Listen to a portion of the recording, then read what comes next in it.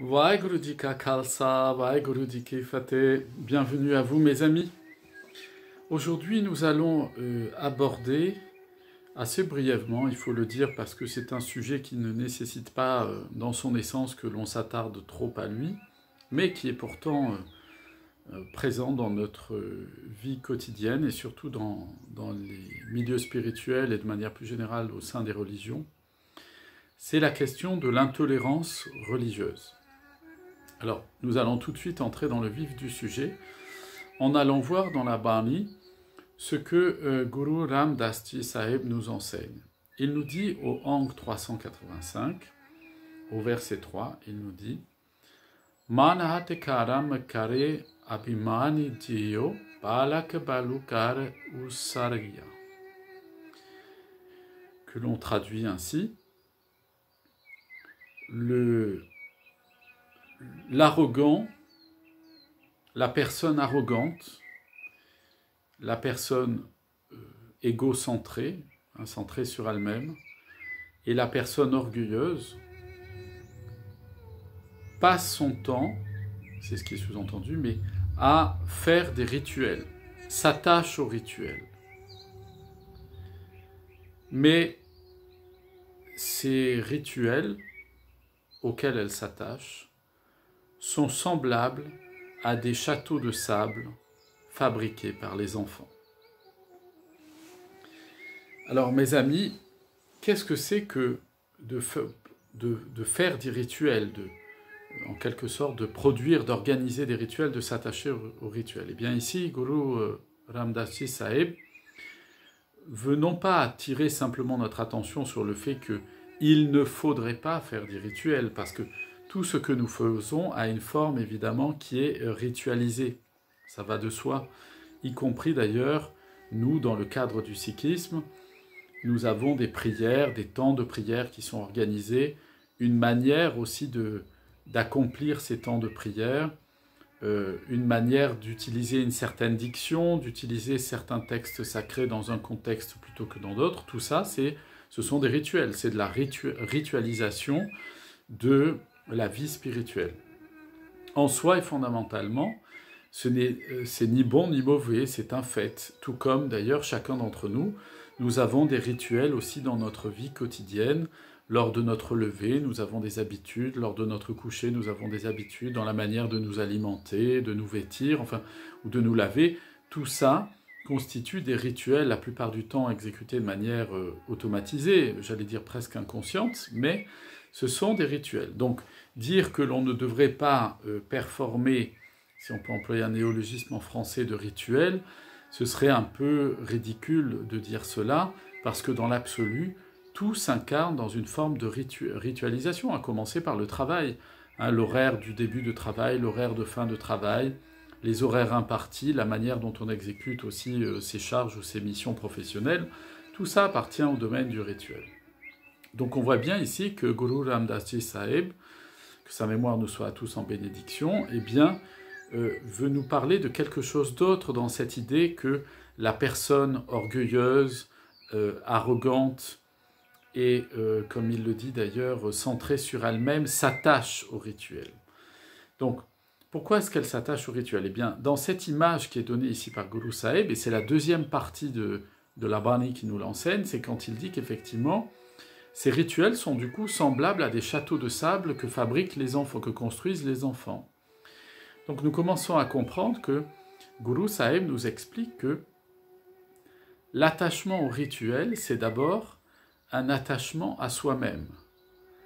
un attachement à la manifestation de sa personne comme étant quelque chose d'absolu. Aussi, dans le cadre religieux et spirituel, mes amis, on voit fréquemment, et on le voit hélas de plus en plus fréquemment, surtout qu'on est à une période avec le Kal Yuga où la vie spirituelle diminue, elle devient de plus en plus cachée dans la ténèbre et de plus en plus confidentielle. Et donc, ce qu'il reste dans les religions, eh bien, il va rester la coquille, les rituels, c'est-à-dire ce que je résumerai de façon un peu schématique en disant « fais ceci, ne fais pas cela, dis ceci, ne dis pas cela, agis comme ceci, n'agis pas comme cela, habille-toi comme ceci, ne t'habille pas comme cela, regarde ceci ou ne regarde pas cela, fais ainsi ou ne fais pas cela. Enfin, vous voyez, on entre dans le domaine, en fait, du diktat religieux, c'est-à-dire, ni plus ni moins, de la manipulation des consciences,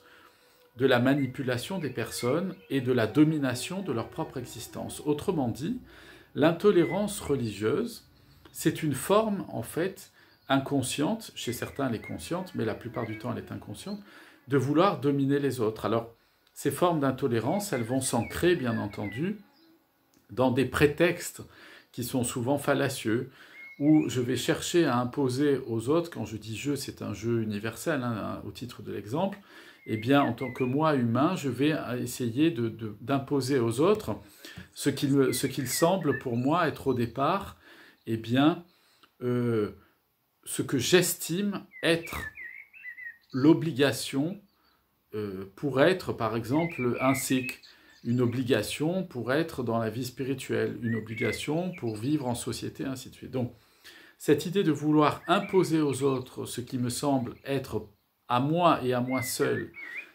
utile, bien ou la norme d'un point de vue spirituel,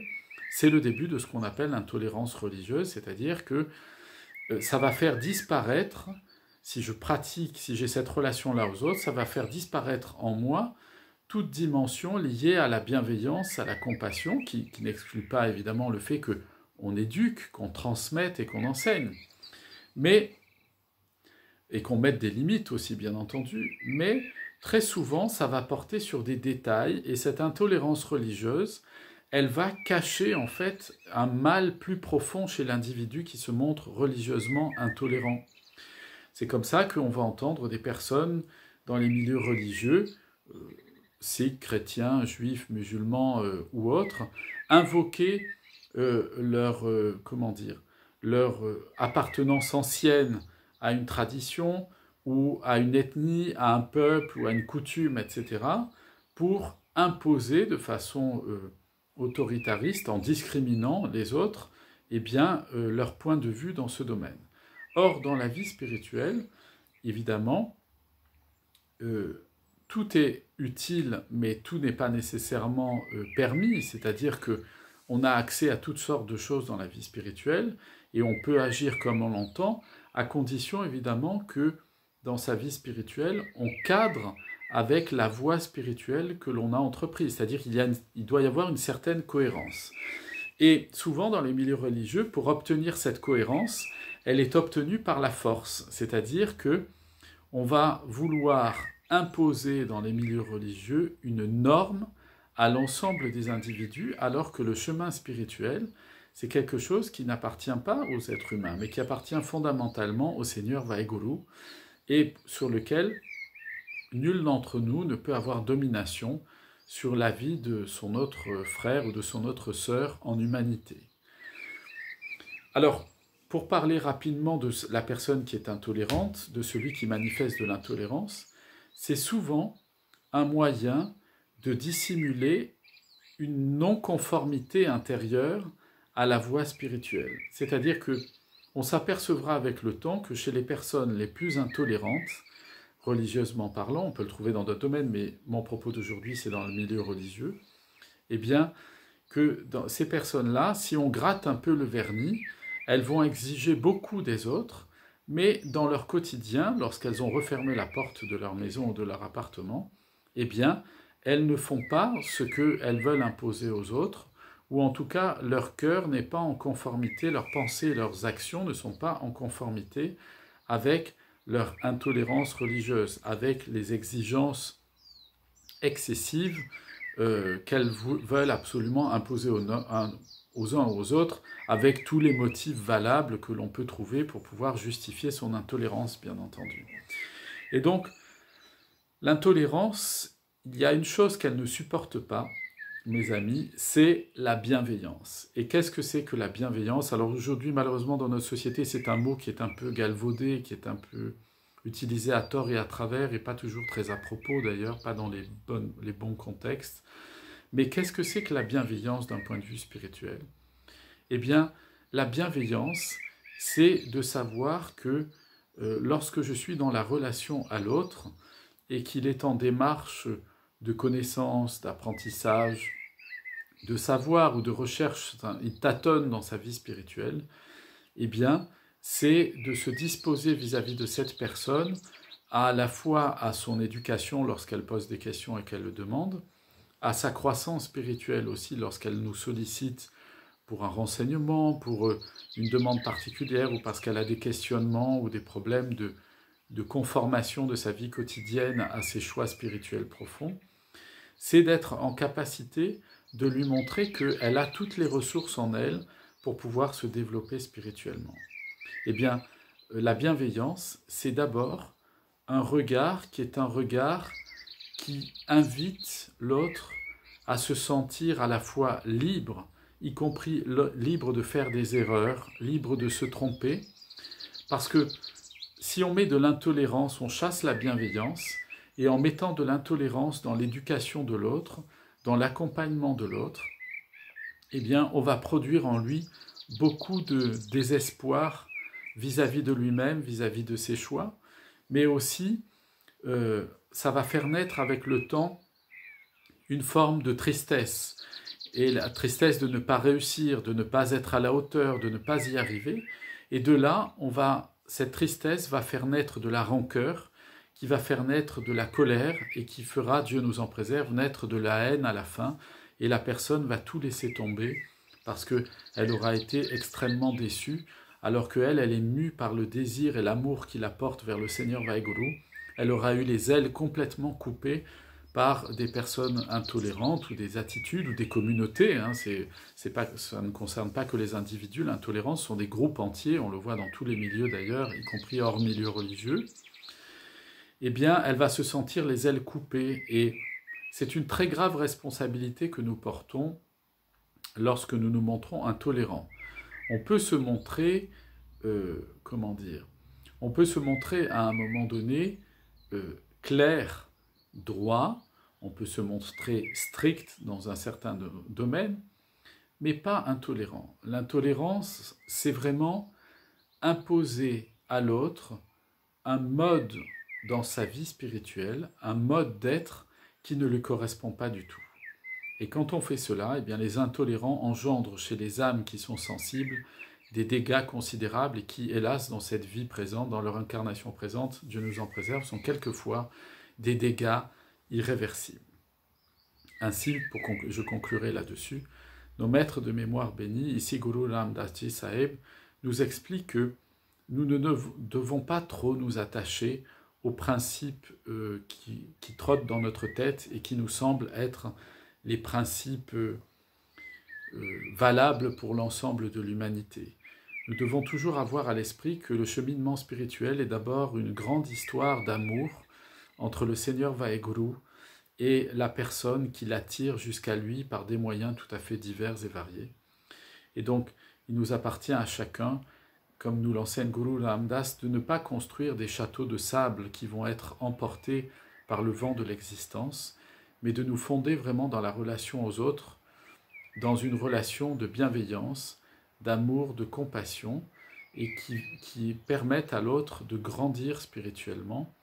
tout en étant éduqué, bien entendu, puisque l'éducation, c'est à la fois manier la rigueur et l'amour inconditionnel, l'enseignement, le respect de ceux qui enseignent, et en même temps, la libéralité de savoir que on peut se tromper quand on apprend, on peut faire des impairs, on peut être à côté quelquefois de ses choix spirituels et de son existence, mais que l'on a toujours la possibilité de revenir. Et c'est ça l'enseignement profond de nos maîtres de mémoire bénis, c'est de nous dire que malgré les erreurs que l'on peut commettre sur notre parcours par moment, eh bien, la dimension de cet amour universel du Seigneur Vaheguru qui était manifesté physiquement dans la personne de Guru Nanak Dev Ji jusqu'à Guru Gobind Singh Sahib Ji et aujourd'hui dans le Shri Guru Granth Sahib Ji Maharaj, c'est d'abord un appel à l'amour inconditionnel et à la possibilité constante qu'a chacun d'entre nous de se relever lorsqu'il tombe pour reprendre le chemin. Et donc il appartient à chacun d'entre nous d'être la main qui relève l'épaule de celui qui est tombé et non pas d'être la main intolérante qui appuie et abaisse la tête au sol de celui qui est en train d'essayer de se relever. Je vous souhaite à toutes et à tous une excellente journée, plein de bénédictions sur vos familles, vos amis, vos voisins et tous ceux que vous aimez. Je vous dis à très bientôt. Vaheguru Ji Ka Khalsa, Vaheguru Ji Ki Fateh.